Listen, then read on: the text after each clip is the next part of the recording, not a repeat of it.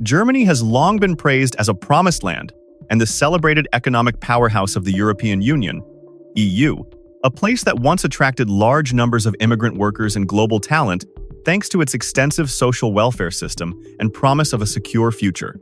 Yet, if you look at what has been happening during this period, from 2024 to 2026, that glamorous picture appears to be collapsing at an alarming rate. Germany is facing an incredibly serious reversal. Not only are immigrant worker communities gradually finding ways to leave, but even hundreds of thousands of native-born citizens are deciding to vote with their feet, seeking destinations that are fairer and less burdensome for themselves. What turned a once prosperous powerhouse into a suffocating place where people simply want to quickly hit the button and book a one-way ticket? Let's dissect the deeper causes of this crisis, examine the immediate consequences for Europe's largest economy, and at the same time put it side by side with a structurally very different counterpart across the Atlantic, the United States of America. Perhaps you have heard the stories of precision-engineered machines, factories that never sleep, or industrial icons that once commanded the admiration of the entire world. But it turns out that sometimes what is called stability is built on numbers that are more fragile than you might think. Germany's demographic fracture actually began quietly back in 1972, when the gap between the number of deaths and the number of children being born began creating a natural deficit. Instead of following a healthy growth trajectory, the country fell into a trap where the birth rate remained low, hovering around 1.3 to 1.4 children per woman, well below the 2.1 needed to maintain the size of each generation.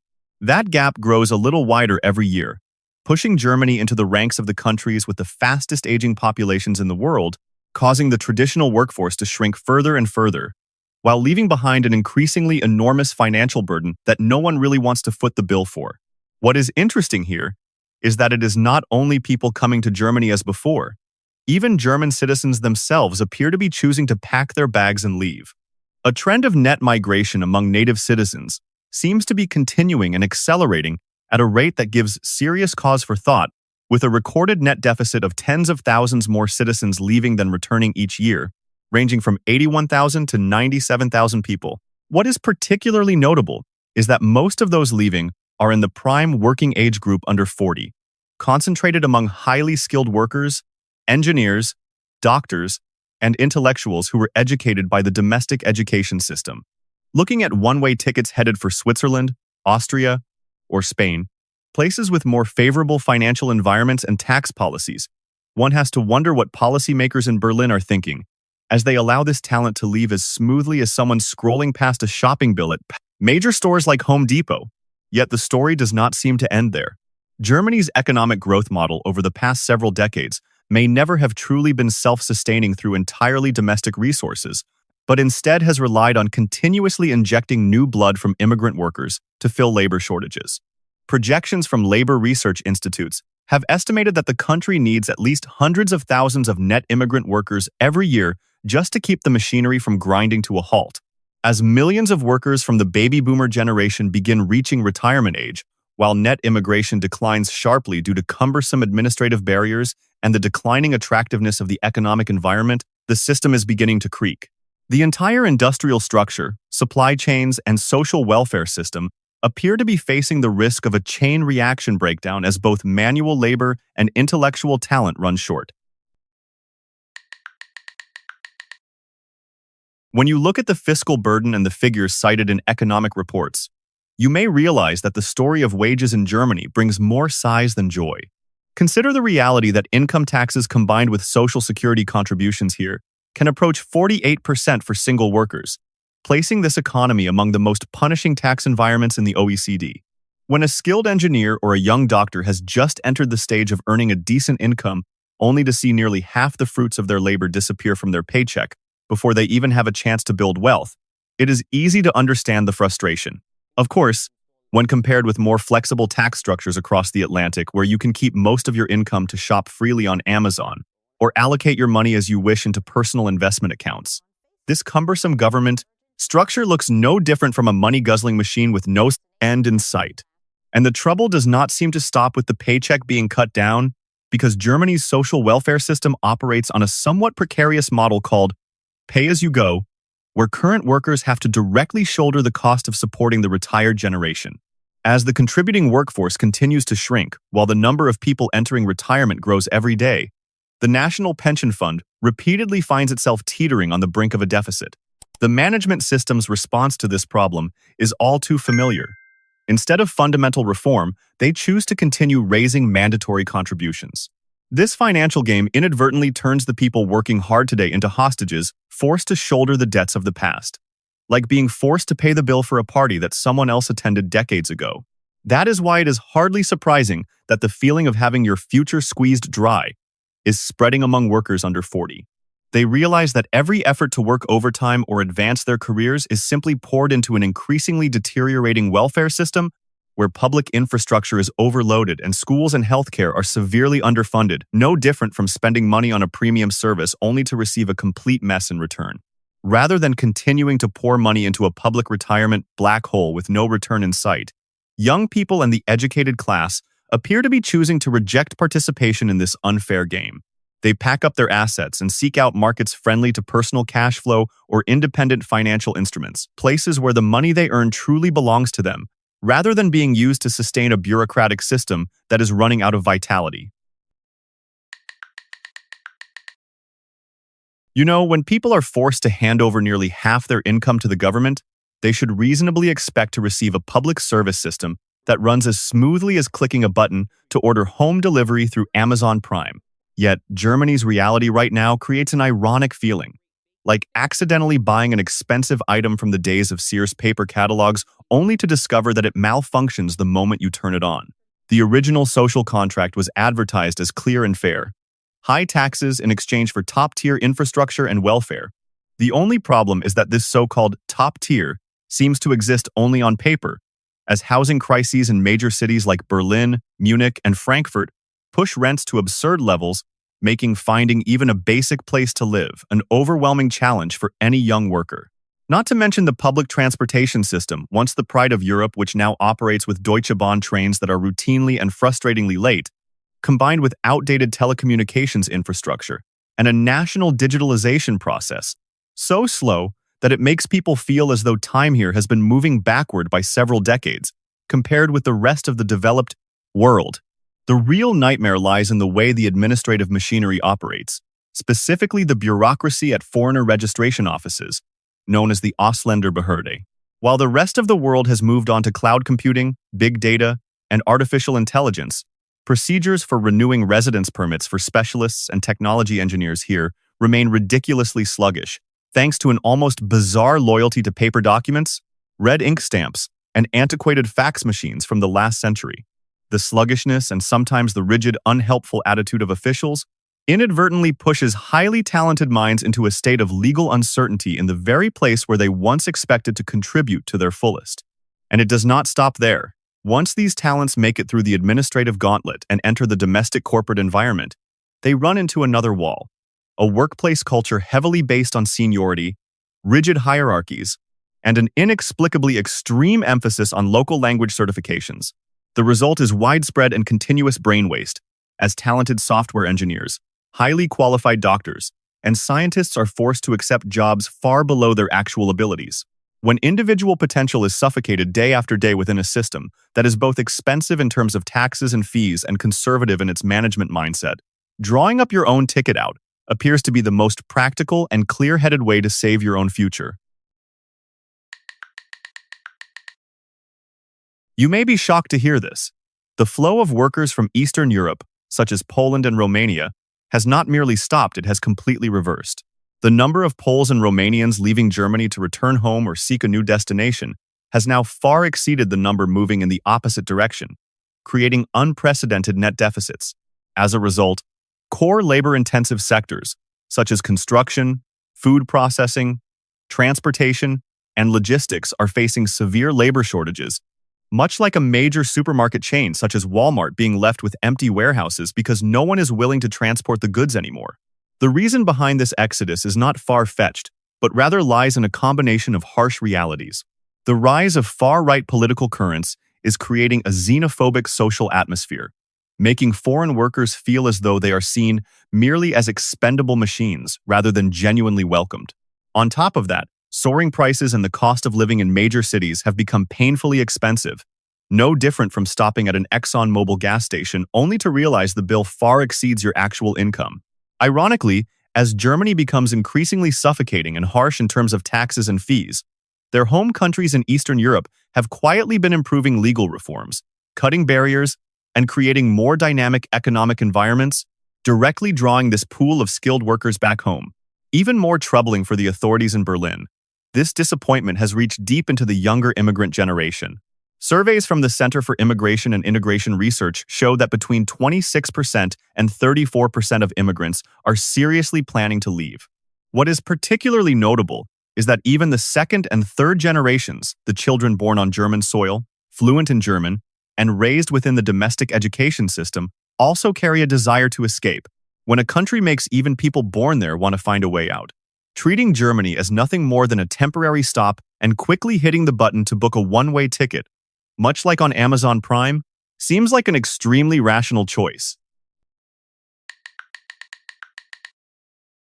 When the energy shocks of 2022 disrupted Europe's access to cheap Russian natural gas, the cost structure of German industry changed dramatically. For decades, Germany's industrial model had benefited from relatively affordable energy, highly integrated supply chains, skilled labor, and strong demand for its manufactured goods. That combination helped turn the country into one of the world's leading industrial exporters. But once the flow of inexpensive natural gas was severely disrupted, one of the foundations supporting that model suddenly became far more expensive. The impact was particularly severe for energy-intensive industries. Chemicals, steel, metalworking, glass, paper, and other heavy industries require enormous amounts of electricity and natural gas simply to keep their production lines running. When energy costs rise sharply, companies cannot always pass the entire increase on to customers, especially when competitors in the United States or Asia can produce similar goods at significantly lower operating costs. What was once a competitive advantage gradually became a structural disadvantage. Instead of being one of the cheapest locations for large-scale manufacturing, Germany increasingly became one of the most expensive. It was like being forced to stop at a Chevron gas station where the price keeps climbing, while the driver next door can fill the same tank for far less.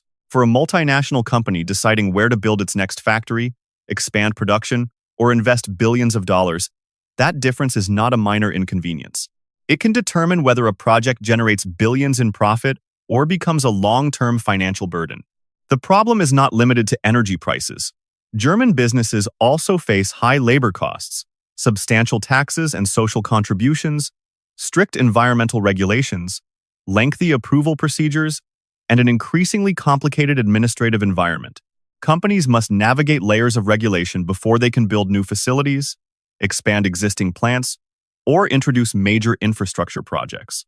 At a time when global corporations are competing to move faster, reduce costs, and respond quickly to changing markets, every additional layer of bureaucracy becomes another reason to consider investing somewhere else. This pressure has become especially visible among Germany's most recognizable industrial giants. Companies such as Volkswagen, BASF, and Bosch have increasingly looked beyond Germany when deciding where to allocate new capital, expand manufacturing capacity, and develop future technologies. The goal is not necessarily to abandon Germany overnight, but to reduce dependence on a production base that has become increasingly expensive and difficult to operate. The United States has emerged as one of the most attractive alternatives. Its combination of abundant energy resources, relatively competitive energy prices, a massive consumer market, extensive transportation infrastructure, and large-scale federal incentives has created powerful incentives for industrial investment. The Inflation Reduction Act, in particular, has encouraged investment in areas such as batteries, electric vehicles, renewable energy, and clean technology by offering substantial tax credits and other financial incentives. For companies looking at the next 10 or 20 years, the calculation is straightforward. If building a new factory in the United States provides cheaper energy, access to a huge domestic market, generous investment incentives, and a more predictable path toward profitability, while building the same factory in Germany involves higher operating costs and heavier regulatory requirements, capital naturally begins to flow toward the more attractive destination. Asia presents another powerful alternative. Countries across the region offer dense manufacturing ecosystems, highly developed supplier networks, competitive labor costs, and the ability to scale production rapidly. For companies that depend on complex supply chains, locating production closer to major Asian markets can significantly reduce transportation costs and improve flexibility. The result is a gradual shift rather than a single dramatic evacuation. Some German factories have been closed, others have reduced production, and new investment is increasingly being directed toward facilities outside the country. In some cases, companies continue operating their German plants while placing their newest and most technologically advanced production capacity overseas. This creates an uncomfortable long-term question. If the next generation of factories, technologies, and jobs is increasingly being built somewhere else, what happens to Germany's industrial base a decade from now? The concern has become serious enough that the Federation of German Industries, BDI, along with business leaders and industry associations, has repeatedly warned about Germany's declining competitiveness. The issue is not simply whether a particular company makes less profit in one quarter. The deeper concern is whether Germany can continue to attract the enormous amounts of private capital required to modernize factories, develop new technologies, and maintain its position at the center of global manufacturing. This creates a dangerous feedback loop. Higher energy and operating costs reduce corporate profitability. Lower profitability discourages investment. Reduced investment slows modernization and weakens productivity. As productivity growth deteriorates, businesses become even less competitive internationally, which further encourages companies to move production elsewhere. Once that process gains momentum, reversing it becomes extremely difficult. While Germany and many major European economies continue to maintain combined income tax and social security contributions, also known as the total labor tax burden, tax wedge, approaching a record high level of nearly 48% for single workers, the overall tax structure in the United States creates a significantly more open and manageable financial environment. The U.S. fiscal system, measured as a share of income and GDP, allows individuals to retain a larger portion of their net income, rather than having most of it drained into public welfare funds struggling under debt and an aging population. This control over one's cash flow creates flexible room for personal investment, asset purchases, or participation in reputable investment firms such as Vanguard or Charles Schwab, instead of forcing hard-earned money into heavily subsidized welfare models with no return in sight. Beyond the figures on tax tables, actual income levels in major U.S. economic and technology centers, such as Silicon Valley and New York, also far exceed the general levels across the old continent. Base salaries in high-tech, finance, and engineering, combined with stock option packages and equity purchase rights, create an extremely powerful financial springboard. This compensation model, tied directly to business growth, allows workers to rapidly build wealth, turning hard work into real value rather than vague promises on paper. The ability to freely increase one's income here is not suffocated by rigid Social Security contribution caps or unreasonable restrictions imposed by outdated administrative regulations. Alongside this financial leverage, the operating philosophy of American businesses serves as a magnet that draws in top talent.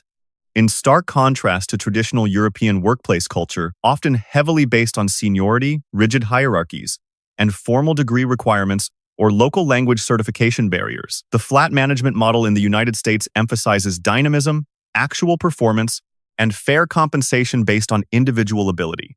Giving talented employees maximum autonomy allows them to push beyond their own limits without running into bureaucratic walls. When all these factors are combined, from flexible tax rates and breakthrough income to stock-based compensation and a fair, open working environment, it seems almost economically inevitable that the U.S. market would become the most attractive alternative destination on the planet for anyone who genuinely wants to take control of their own financial future. When an economy slips into what is known as a doom loop, the chain reaction begins to unfold according to an almost painfully ironic script. Real incomes are squeezed, causing talented people to leave, which in turn shrinks the tax base and causes government revenue to fall sharply. Instead of implementing public spending cuts or optimizing the bureaucracy, the government chooses the familiar opposite response, continuing to raise tax rates and mandatory contributions to fill the deficit gap.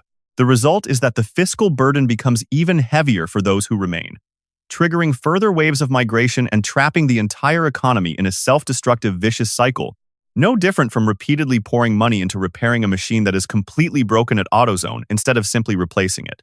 Faced with this outlook, capital and sharp-minded individuals begin mapping out routes towards strategic alternative destinations.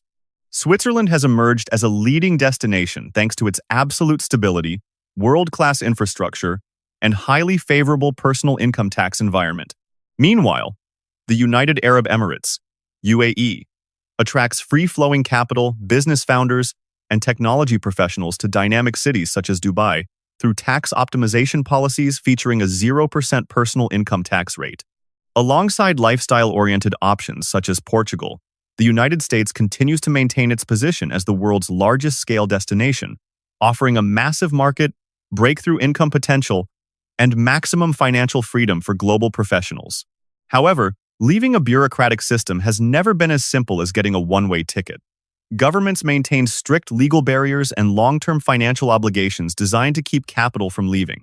Most alarming is the issue of the exit tax, under which heavy taxation can be imposed even on unrealized gains and corporate shares when an individual or company decides to change its legal place of residence. Ultimately, leaving becomes a tense legal battle between the effort to protect personal assets from a government system trying every possible way to retain capital and the determination to seek a fairer, more open environment beyond the borders. It can be said that the wave of departures from Germany by both immigrant workers and major businesses is clearly not some random geographical shift. It is the clearest warning yet about an economic model combining sky-high taxes and fees with administrative bureaucracy that is reaching the limits of what people can ultimately tolerate. When a promised land gradually turns into a fiscal burden and a cost trap, even the most powerful industrial machines find it difficult to avoid the risk of losing momentum and being hollowed out from within. The lesson from this story is crystal clear for anyone who values economic freedom. When bloated welfare policies and rigid management thinking destroy profit margins as well as the incentive to strive, finding a fairer and more open destination for yourself is, more than ever, an extremely practical survival decision. Where will the future of the old continent go when the region's so-called economic powerhouse is gradually pushing its most valuable elite resources across the Atlantic with its own hands? What do you think? Will Germany and Europe wake up in time to restructure themselves before it is too late? Or will this wave of departures continue sweeping away the final pillars of the economy? Leave your thoughts in the comments below. We'd love to hear from you. Notice, this video is based on the statements, experiences, and personal viewpoints of the individuals quoted, combined with the channel's own commentary and analysis to provide a broader, multifaceted perspective and encourage discussion. The content does not claim that these experiences represent the entire United States, Germany, Europe, or all British or German people. Every country has its own strengths and challenges, and every individual's experience can be different depending on their circumstances, location, and perspective. The purpose of this video is not to portray one country as entirely good or bad, but to examine the factors and real-world experiences behind these migration trends. The most important message is simple. Stay open-minded, seek information from multiple sources, and whenever possible, experience things for yourself before drawing your own conclusions. And don't forget to like, share, and subscribe so we can continue uncovering the fascinating realities behind the headlines together.